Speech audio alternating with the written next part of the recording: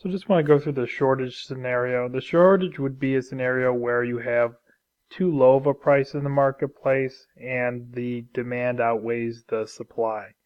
So in this scenario, if price was $1, the quantity demanded would be 21 lattes and the quantity supplied would be 5. So low price, consumers want to purchase a lot, but low price is not very profitable for the sellers.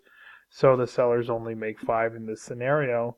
So you end up with a shortage of 16 lattes. So what happens here is if you're in the back of the line with $1 trying to get a latte, you know that they're going to be sold out by the time you get up there. So if you really want a latte, what you're going to do is you're going to offer more or a higher price than the people in front of you. So that starts to drive the price up. So really competition among buyers is what gets rid of the shortage. When there's a shortage, someone's going to outbid you to get the product because if they don't, they realize that they won't receive it at all. If you think of an auction often starts out in a shortage. Take something like a classic car. Maybe the classic car's market value is somewhere around 50,000, but the bidding might start at 10,000.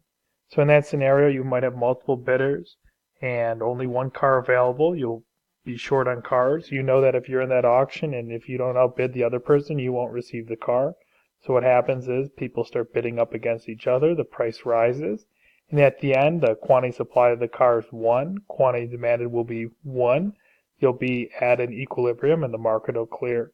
So if you've seen this happen in reality, if you've ever seen an auction or participated in an auction, and it's pretty intuitive that prices will rise to remove the shortage up until you end up at the equilibrium where quantity supplied equals quantity demanded and there isn't a shortage at all.